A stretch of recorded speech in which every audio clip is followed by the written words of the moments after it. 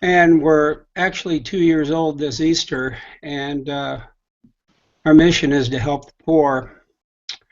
And to do this, we actually created the nonprofit and truly dedicated to trying to inspire ordinary people to live in extraordinary ways.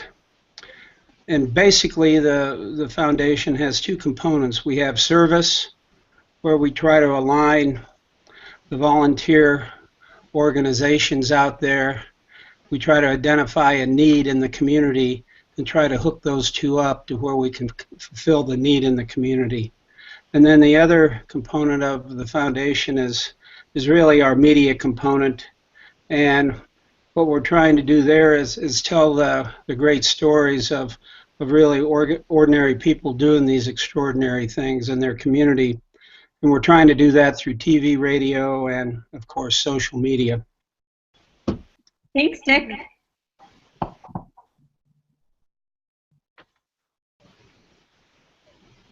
Terry, do you want to share a little bit about what you're doing with the Reading Tub? Sure. Terry Doherty with the Reading Tub. I started the Tub in 2003 when my daughter was just 18 months, so she was the inspiration for that. What we're doing is we are an all-volunteer, including me, organization. So we run on a shoestring budget. We only fundraise for specific projects. We don't fundraise for operating funds. And what we do is connect books to basically facilitate the access of books, brand new books, to at-risk readers, whether it is a Title I school, whether it's a public library that just got flooded out because of a hurricane. We work with a number of organizations that do direct in-home literacy research and activities to teach parents how to work with their children. So our focus is family literacy, and our effort now is dedicated to building an app that will be useful to anyone, even adults who have children but don't know how to read themselves. That's an awesome project. Thank you so much, Terry. And Elisa, are you in a place where you can share? Okay. Does anybody else want to share a little bit about their organization as we get started, or are we feeling like? I guess we can. I just wanted to introduce Marcy and myself. So this is Marcy Osborne, and my name is Jess Confer, and we're from GiveGab. And GiveGab is an online giving platform, so sort of crowdfunding for nonprofits. But we started 5 years ago. We're based here in Ithaca, New York, and we started solely as a volunteer platform that connected volunteers and nonprofits. And then after some time, we started to hear a lot of feedback about how nonprofits wanted to use the platform for fundraising as well. And so we just introduced that a little over a year ago, and that's been going really great. And so we're excited to be here and to be sponsoring this, and hope that we hope to kind of contribute to the conversation today, and any questions, and hopefully we'll be able to have some good feedback and just be able to listen in and hear what you guys are saying. So thanks for being here. And I didn't get to this yet, but I want to say that GiveGab has been an amazing partner to Roundtable as we've gotten started. They're our first sponsor, which is amazing and makes this possible and makes it something that we're able to do regularly, which is really exciting. And so thanks for being here, guys, and sharing your wisdom, and also thanks for sponsoring this first event. We really appreciate it. We're happy to be sponsors and excited. So once again, Roundtable is a place for us to gather as change makers to support one another, to brainstorm solutions, to network with one another, and to offer support. Because essentially, as leaders of new and young nonprofits, or a smaller size nonprofit, it can be difficult at times to find people who relate to your exact spot. I've found in general that when you walk into an event at your local United Way or your local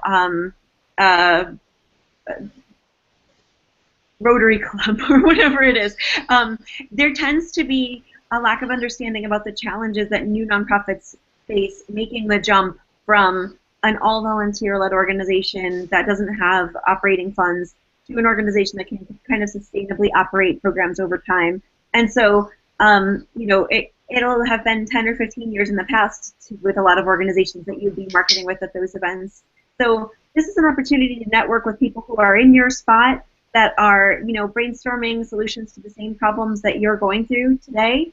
And I think that that's a really important thing. So with that, let's jump into today's topic, which is engaging people. People in the nonprofit world are your donors, they're your biggest advocates, they're your volunteers, they're the people that share on their Facebooks that amazing thing is going on at your organization and you should totally show up to that fundraiser. They're the people that sign the petition when you put it live. They are the people that give that first $5.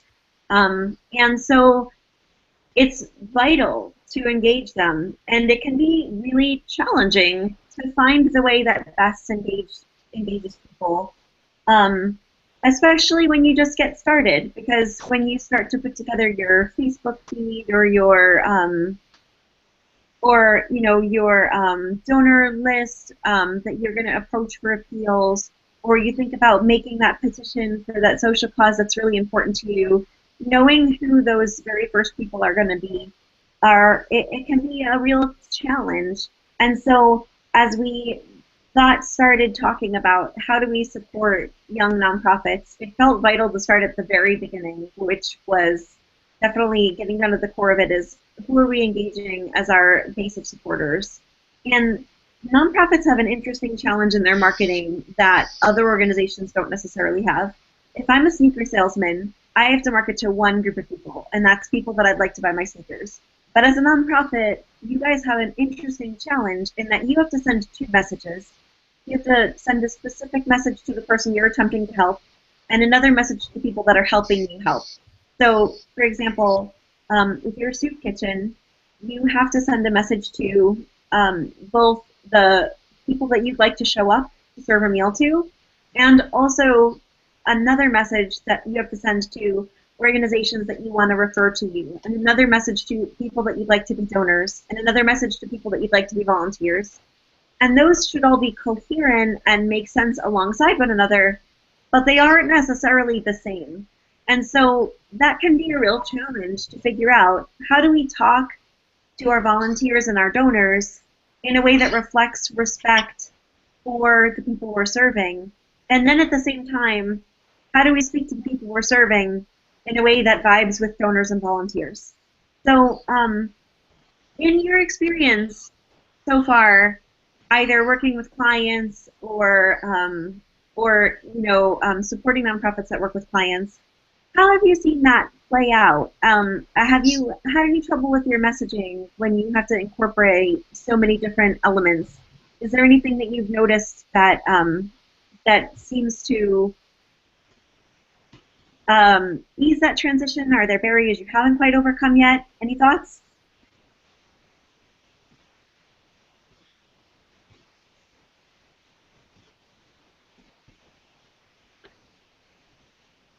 I'm sorry, who did you ask? Did you ask me, Nikki? I didn't quite. Open floor. It's a round table. What I found out just in the short time that the organization has been around, it seems like the messaging has to be consistent, but it also has to produce an aim toward the overall result of sustainability. And I think I was told by my consultant that the more you can touch that partner or that donor with information, the more reactive and more responsive that they're going to be to whatever your ask is at that particular time. Mm-hmm. That's a really good point. A good example is, we have an appeal at Christmas time, and all of a sudden, and we did quite well with it, but all of a sudden, and just for everybody's information, we have about 500 partners in our database that we mail to and communicate with. But my point being, it's kind of tricky when Easter moves up on you, and you're turning right around and doing another. We do a Christmas appeal, and we basically do an Easter appeal every year. So that message, has to be a bit different. And from my standpoint, we certainly don't want to, turn around and communicate the same thing we did at holiday time. But it'll be old hat. People won't, I don't think, respond. So I think that's a real challenge as far as going out and raising funds. And Dick, you do an Easter appeal and a Christmas appeal because your organization was founded at Easter, and it's also a Catholic organization. So those appeals make a lot of sense for your organization. And sometimes the answer might be, well, should you move it out a little bit and put in other points of engagement along the way? But you also have an opportunity, I think, to have a more continuous engagement than a lot of organizations have, because you have the by project appeals as well. Have you found that people are pretty excited about the variety between your standard annual appeal and your anniversary appeal and your specific appeals? Like, I know you did a turkey appeal for Thanksgiving. Do you think that there was continued excitement jumping from your Thanksgiving appeal to your Christmas appeal? Well, yeah, the Christmas appeal that we did, with our partner GiveGab, kind of blew all of my expectations away. We went into that appeal saying we wanted $2,500 to $3,000, and at the end of the let's say the 4 or 5 week period, we raised close to, well, it was over $9,000. And people wanting to help provide turkeys for those less fortunate at Thanksgiving. So, I mean, that was new. And you could have, there again, I listened to my consultant, and, it worked. I think the key thing is, as long as you keep, what you're doing, your opportunities, if they're fresh and exciting, and I think the most important thing, you probably have to stay true and dear to your mission. I don't think, as someone said, mission creep, you try to do more than what your mission says, and I think you probably end up getting, into trouble. I think the most important thing is that I think you have to be communicative and responsive to your donor base, and communicate in some small way, with them, your continual activity, and try to keep it fresh. Because if you don't, I think all of a sudden, I'm a donor. Well, that's old hat.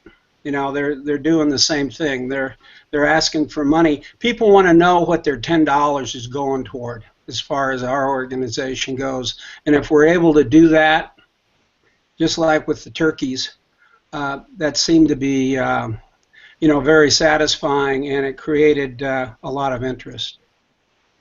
Hey, GiveGab folks, you guys, your platform is designed in such a way that for me writing campaigns and things like that, I'm able to say, like, hey, give $5, this does a very specific thing, or hey, if you give $25, that funds X or Y. Mm-hmm. Have you by any chance done any calculations or anything, or even just share your personal observations of campaigns that are tied to tangible giving, and whether that giving increases when it's tied to something tangible, like rather than, hey, just give us $5, $5 gives a book, or $5 gives a, do you have anything you'd like to share about that, or any insight?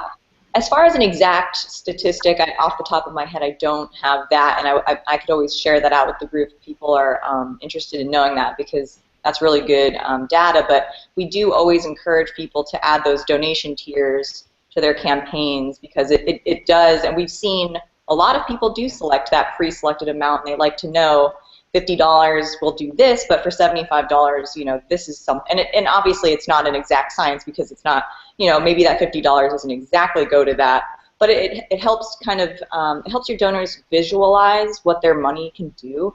And that's really powerful. And like Dick mentioned, like being able to kind of show what that money is going to go towards is really, really, I don't know, is something that I think will inspire people and has inspired a lot of people to give. And so we've seen success with that, and I'd love to maybe share like actual statistics with you. I didn't have any ready, but that was a good question. I totally snuck that up on you. Well, go into the database, but I can definitely send that along because I'm sure. I mean, we have a lot of campaigns running right now, and I would say most of them use donation tiers. It's not a requirement, but a lot of campaigns do, and it's neat because you can add a little photo for each little tier, you know, and it could be whatever you want to set up, and you can. We did change the functionality of the campaigns so that people can add as many or as little as they want. But we always recommend, you know, keeping it to maybe 4 or 5 sort of levels. That makes a lot of sense. Hey, Mike, in your fundraising and marketing, have you noticed a big difference there in terms of when you tie it to something tangible, when you tie a giving tier to something tangible, or you know, perhaps a Facebook share or something like that? Have you noticed a different level of responsiveness?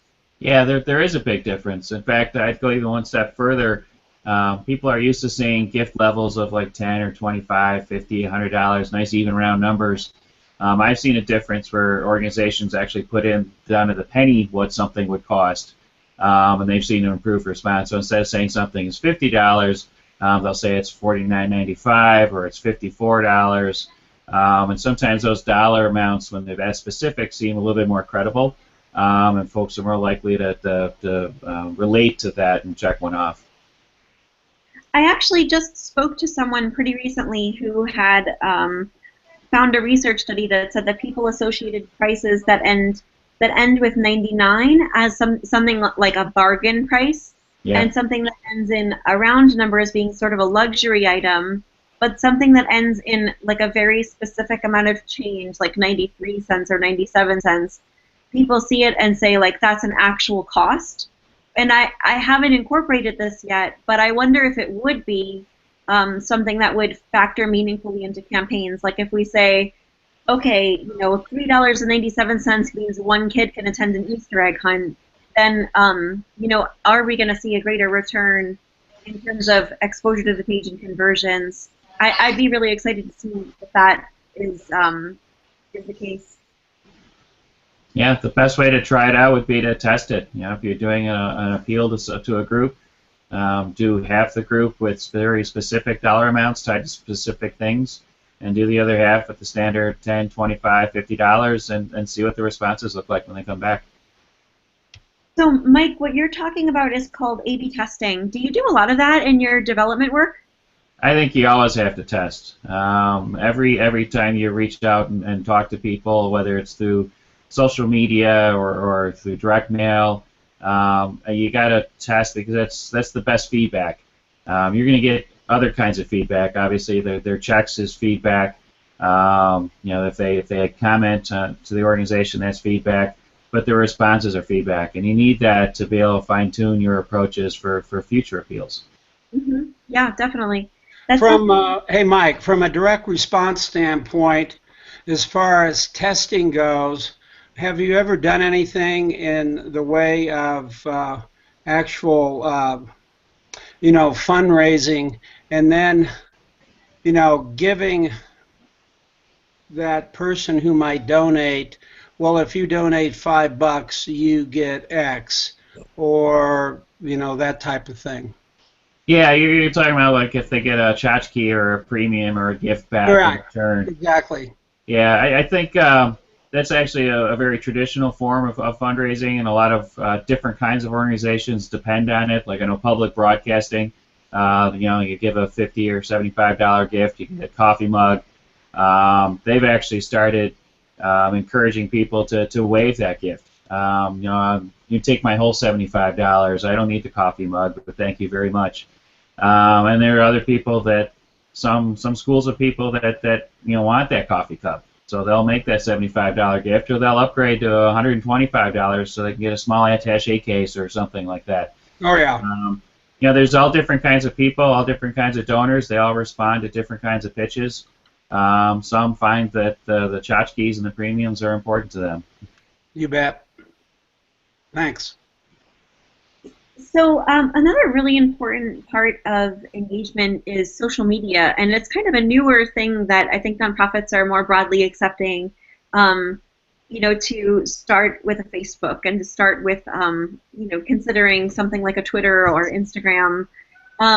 In your life in the nonprofit world, how have those things come to be fruitful for you or not fruitful, and what are the challenges that you're experiencing? Anybody want to weigh in on that? We were, this is Dick, since we were brand new, we had no social media presence, we had no website. So everything we've done, we actually have two websites. One we call Icons Media, and the other is just the foundation website. So from a social media standpoint, I think we have probably close to 1,800 followers on the foundation website, and then on the Icons, the media side, we have over 3,000. So I guess being at the right place at the right time might be part of that. But as the word spreads of your organization and you're developing various appeals, various marketing campaigns, you're starting to do more and have more success. I think people share that, I've been told, on social media, and it kind of is like a snowball. I think doing crowdfunding with GiveGab, certainly, puts, fundraising and donation giving in a different light, and I would think there would have to be huge, benefits from that association, from a consistency standpoint. Mm-hmm. Hey, Dick, you are running two Facebooks. They often share each other's posts because you want people to associate both brands with one another. But you've also had a lot of luck with when you share, an event that happened that like a partner shared for you. Like, for example, when the Friars were doing the Renewal in Motion video, and you shared that. That wound up being a lot of corresponding activity on your Facebook page. So I'm kind of wondering if that's something that anybody else has seen success with. Like Terry, when I know that you run a Facebook, Mm-hmm. and I'm wondering if when you share activity of partner organizations, do you see an increase in activity on your own Facebook? I see some increase in activity, and I make, the key really for us when we're sharing is to make sure in whatever note we have, we're tagging them, because that's really the key. It's, I am working with an author now who loves to post stuff from other places, but never tends to tag anybody else, and then is wondering why she's not seeing any results. And making that connection, making sure you're taking the time to go over there and comment on the original post that you're sharing, so that you're getting that dialogue going. I would say for us, actually, Twitter has been far more effective than Facebook.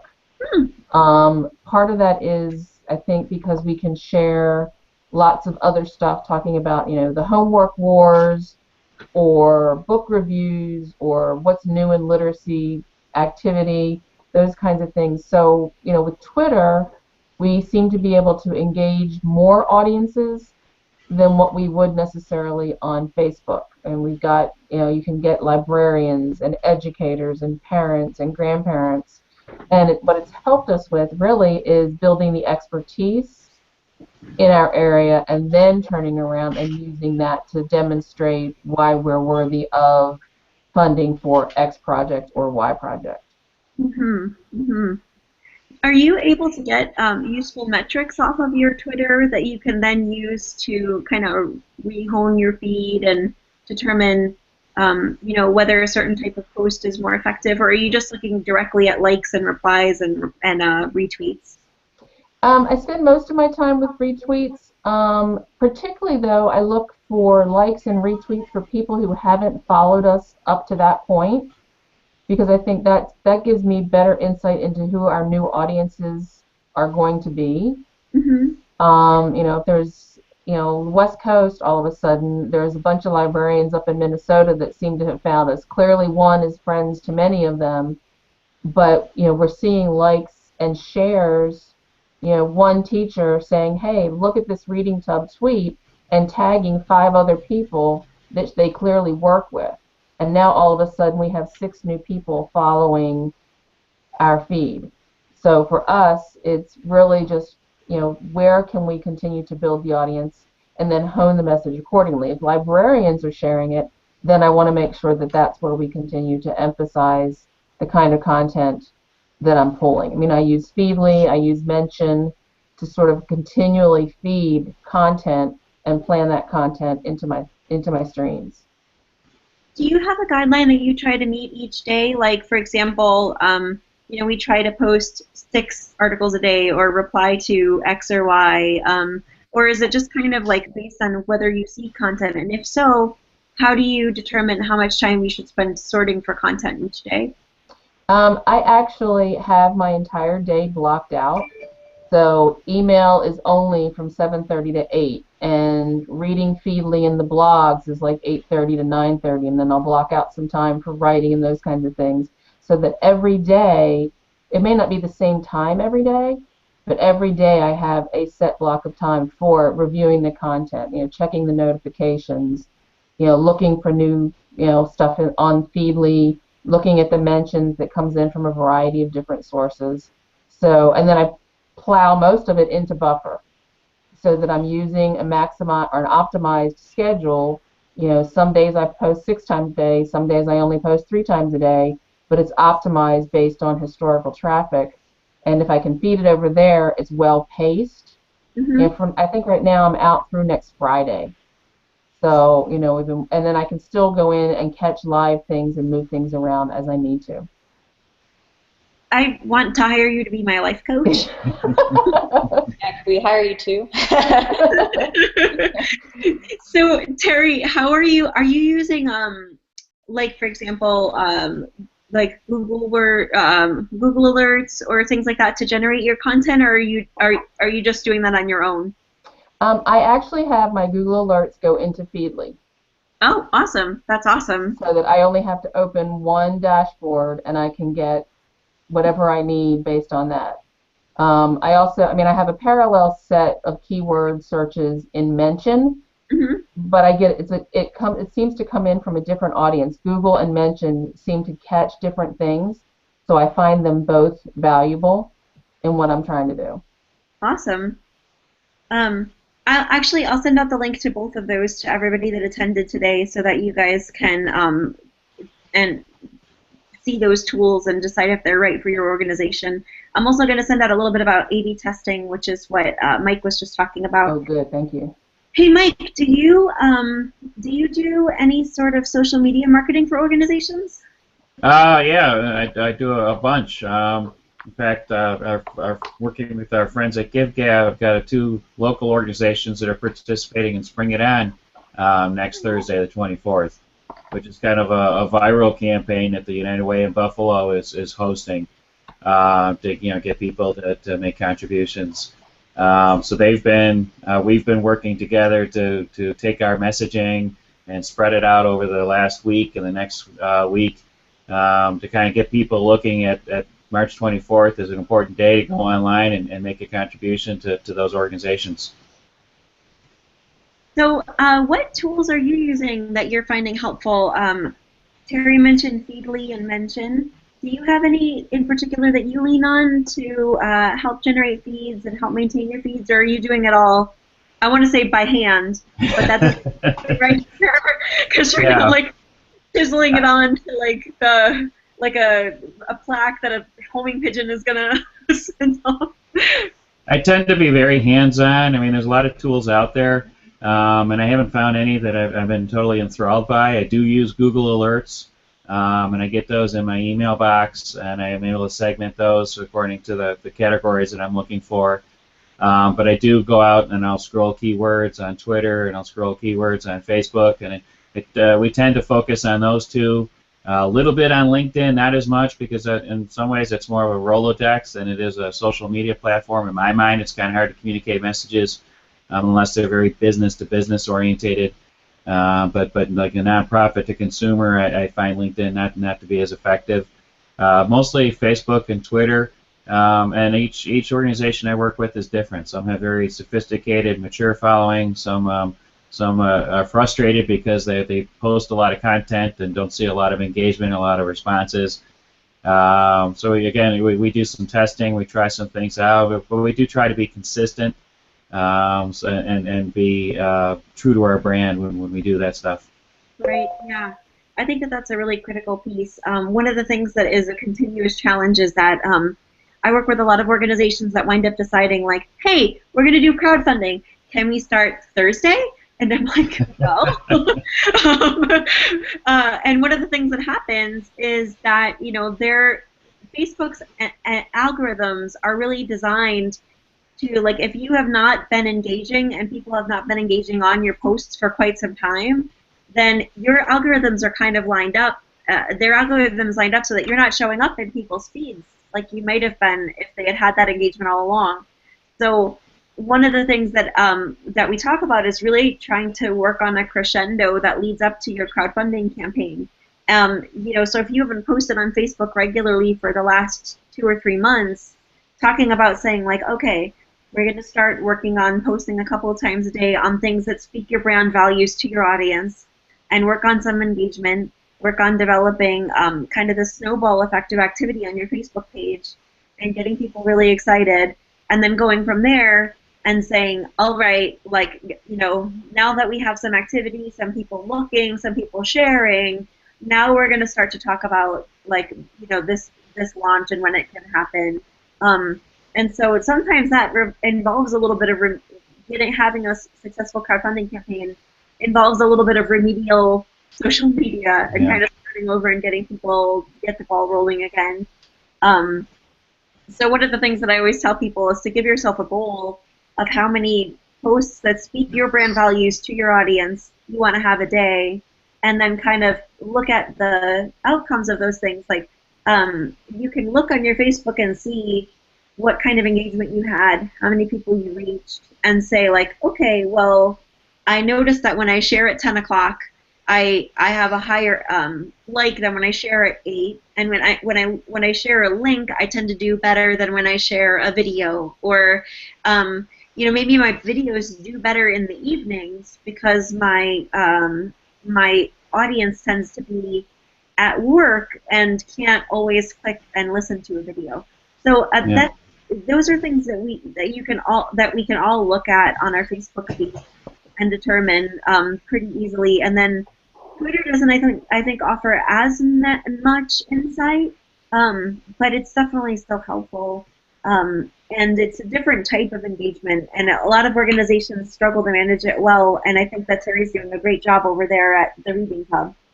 Well, and one of the things I struggle with the author that I'm working with, who wants to put every other post, basically buy my book. And, it's important to be true to your brand, but not be all about me at the same time. And I'm trying to get her to go to at least a 5-to-1 ratio of sharing substantive content or somebody else's content from another page that she likes before she goes back and says, buy my book. That's awesome. Yeah, I think that that's really important.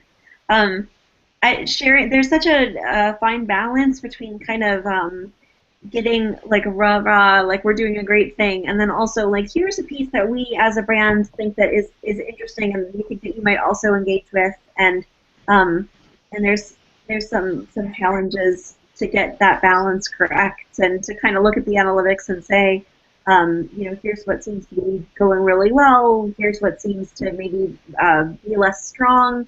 But in general, I find that when you're able to tag partners and when you're able to kind of encourage engagement in some way on your posts, that tends to be something that can be really helpful. Anybody have any insights on getting people to engage with your posts online? If I can jump in, I know some of the organizations I work with are also trying to be balanced. They're not trying to do everything all electronically. They're trying to spread out their outreach and use some traditional media, whether it's newsletters, print or electronic newsletters, but even phone calls and personal contact. One upstate New York did very well with the campaign on Give the Gab, exceeded their goal. And I know they did a lot more than just use the viral components of the internet to make it work. I know they were out talking to their best prospects, talking with all their people, and I think that's why they were successful. I think you can't depend on the internet and all the different tools on the internet to make it successful. You got to make it personal. Yeah, absolutely. In fact, that's kind of the next point that I wanted to launch to, is to say, you know, in my polling of nonprofit leaders, there's this sort of thing where we don't necessarily want to like jump into that super close interaction, because our society doesn't really foster that as much anymore. Like, it's so much easier to say, I'm going to send out a survey, or I'm going to send out I'm going to send out a link to, you know, I'm going to send out a MailChimp about this event. But it's a different thing and a different type of engagement to call a person and say, hey, I'd really love for you to come to this event that we're hosting, and you are such an important part of this mission being accomplished last year. And, you know, can we think about talking about this this particular topic when you show up there? I'm really excited to have you there. It is a lot easier to have an email go to spam, or to you know, just sort of say like, I'll get to that later, than it is to ignore that phone call, or like an invitation to sit down to tea. And one of the things that I mentioned when I was on GiveGab's podcast a couple of weeks ago was that one of the things that I thought was the most important decision I made when I was the volunteer executive director of an organization locally was I sat down with every single board member, and we had coffee together, and I learned about their skills and I learned about their interests so that I could learn how to engage them. And there are definitely people in your organization, your most engaged, or the potential to be most engaged folks, that getting to sit down and say, all right, like, how can we get you engaged? What should I know about you? I mean, that might not be the way you asked that question, but you know, that one-on-one contact is going to build a stronger tie to the organization than you might have had if you just got a mailer, or if you just got a SurveyMonkey survey, or a piece of news from MailChimp. So they all have their place. And it might be outside of the budget limit for some of us to, you know, do mailers super frequently, or to host really large events. But there's something really powerful about a phone call, or the one-on-one contact of going out for coffee, or you know, thinking about like having your board members invite friends that they have a personal connection with. And so thanks for bringing that up, Mike. What is your success rate like with projects like that? I'm sorry, I missed that. What was the question? That's okay. I'd love to know what everybody's success level has been with projects like that. Does anybody have any hesitancies, any success stories they want to share about that kind of one-on-one interaction? Those making those phone calls, sitting down to coffee, sending something, you know, a handwritten note, anything like that?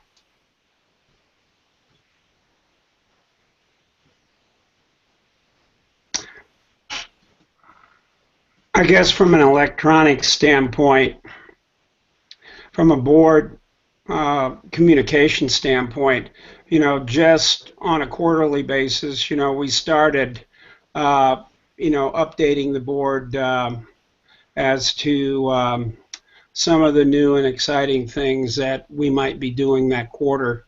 And, you know, electronically, board members have responded back indicating that their excitement and that type of thing. I'm not sure that it gained us any more donations, but it, from a communication standpoint, it did create some enthusiastic board members, I think.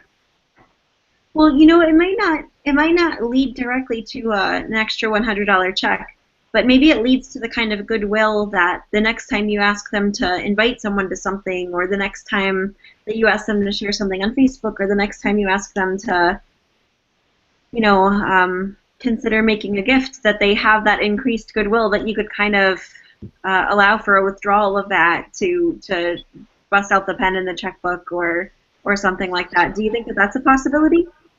Oh, and I guess maybe I misstated that. That has happened because the board excitement, or we did a Bible campaign, and all of a sudden, several board members were emailing their friends talking about, hey, donating $5, that to provide a Bible for a kid to go to vacation Bible school. So that, that particular communication, I guess, way of doing that did create excitement and, did, drive donations for that particular program. You also, Dick, did a thing that I think is really awesome, where instead of just sending a formal thank you letter, in addition, you occasionally send handwritten notes to your monthly donors. How is that for you as a director to do? I think it's pretty important, because one of my major concerns is sustainability. And we talked about this earlier, that you do an appeal at Christmas, and then 90 days later you're asking the same base for more money. To me, that's a huge sustainability issue. And I think any way that the handwritten notes from me have gained more responsiveness from the donor base via email than anything else that we've done. And someone told me to do that, and I kind of question that, is it worth the time? But she was dead right, and I was dead wrong. If anybody looks back and reviews those videos, they're going to see that they smile when I say that, and it's because I'm the person that told you to do it, so I felt like I had to be honest.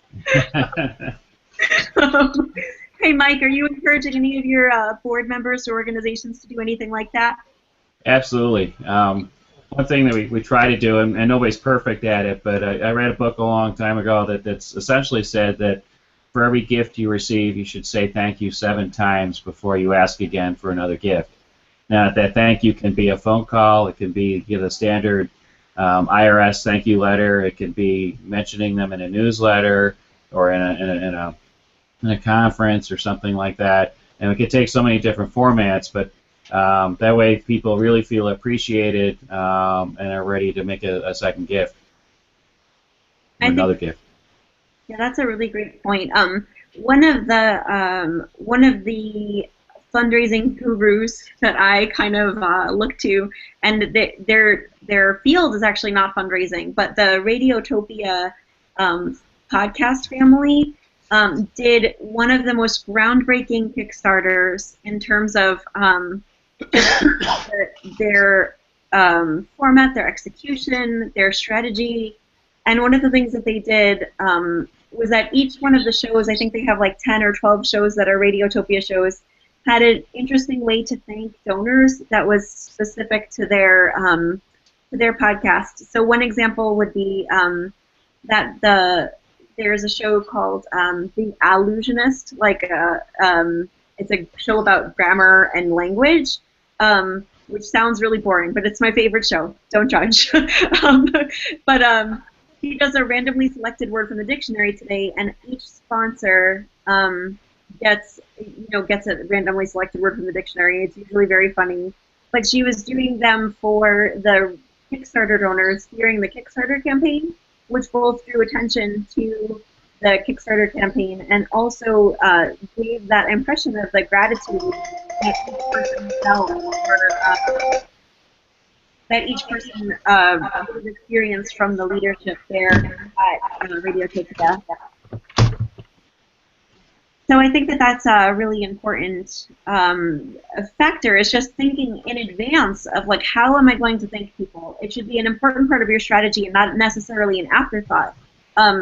So for example, before the campaign is over, say like, could we have a video of like the board of directors like doing something silly that we send to people, or could we, because then you have the chance to do something really creative during the campaign and after the campaign to thank people, regardless of whether it's an event or whether it's a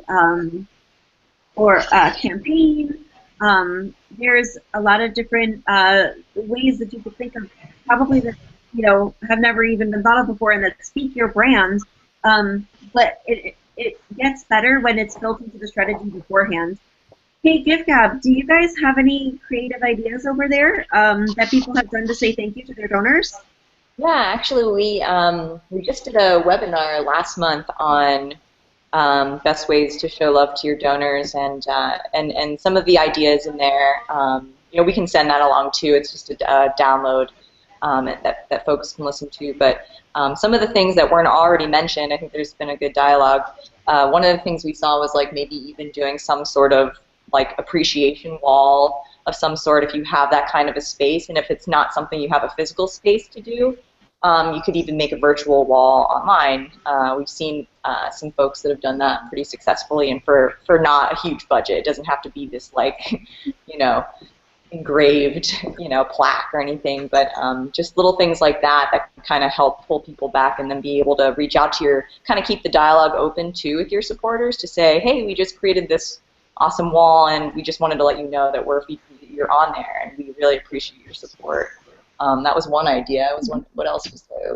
It was definitely also, there's ways to show that you appreciate your donors just by making sure that you're being responsive to them, whether they're kind of reaching out to you on social media or just saying, they might have certain feedback, and just being able to keep an open dialogue with them is another way to show that, like, hey, we care about what you have to say.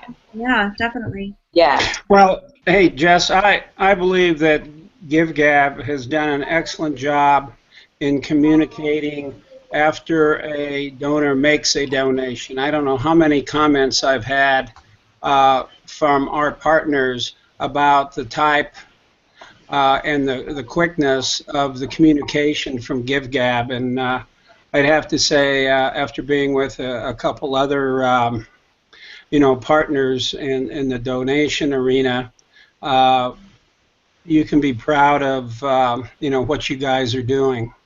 Thanks, Dick. Yeah, that means a lot. We didn't pay Dick to say any of these things during this, so. And actually, I just wanted to paste in in the chat Dick's campaign with the Live Foundation on in the chat, in case. I know we mentioned the donation tiers a while back, but it was a great looking campaign that looked great, and you guys did such a fantastic job with it. So definitely check that out, and thank you for the compliments. We really try to keep. This is why we like to be engaged too in the nonprofit community, because we like to kind of listen to the feedback and what people are kind of asking for. So it does matter to us, and we really love being in the nonprofit space. So thanks. Hey, Nikki, I would add, too, that in addition to handwritten notes and appreciation for donors, that you do the same thing for your volunteers. Absolutely, yeah. Every time one of our volunteer families picks up a bag of books to read with their kids, I have a handwritten note thanking them before they've even opened the book, already appreciating that they're taking time to do something for us. And that's paid off in volumes in terms of them recommending us to other families who are interested in doing something in their community and aren't sure what, but they like reading with their kids. And then that's how we've built our volunteer families. That's definitely true. I invited someone to be here today who wasn't able to make it, so I don't want to take credit for this idea, but she did an amazing thing where when a group of people was responsible for a large donation or a big volunteer event, she would take them on a tour of the facility and allow them the opportunity to meet someone that they had helped. And that was just an amazing thing for people, because I think sometimes we could be removed from our impact enough that it could not seem as important. So that was one thing that I wanted to throw out as we're wrapping up as well. And then the one last thing is that she would also a lot of their programs impacted children, and so she would have for offices and for like large groups of people that contributed, she would have the children make like a very simple banner with their own drawings on it, and everybody loves kids artwork, and so that worked out so well for them. And it also spoke a little bit about their brand. It was a food bank, and the idea was, hey, when you're helping this food bank, you're helping kids, and these kids are very thankful for your help. And that one and there's always creative ways to do it that don't only say thank you, but also say, and this is what we're here, and this is what we do, and this is what our impact is, and you're a part of that. So, so I think if we're wrapping up, we're at 2:58, and I don't want to make anybody late for their next appointment. But 3 thoughts in closing, I think that we uncovered today are to use great tools in your social media engagement, to plan your thank yous in advance, and to think about engaging people and thanking people in a way that speaks about your brand. As we're wrapping up, we're going to have another one of these next month, and hopefully we'll continue to grow. I think this is a great opportunity for us to grow in our skills by dialoguing with one another. Are there any subjects or topics that you as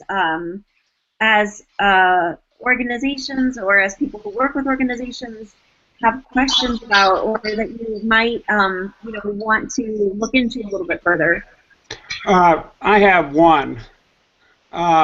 If you could, coming out of the corporate world after 40 years, it is from an administrative standpoint, running a virtual company all of a sudden, where you have people in New York City, you have people in Buffalo, you have people in LA, you have people here in the Midwest. It is very challenging for me from an administration and organizational standpoint to not miss something. Mm-hmm. So any thoughts, and thank God for you, or I'd really be in, deep trouble. But, anything that anybody else is doing, because it's really difficult for me to, try to virtually administer an organization or help administer an organization and not miss something. So that's, I think that would be a great topic if we could discuss that. Yeah, awesome. Anything else?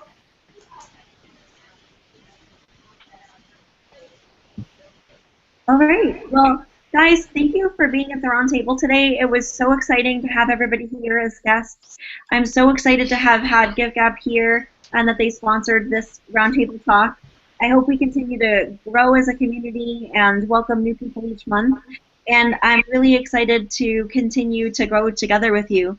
So thank you so much for coming, and I'm really, really grateful that we were all able to be here, and have an amazing rest of your Thursday and an amazing weekend. Thank you, Nikki. You did a great job. Thanks, everybody. Bye, everybody. Thanks.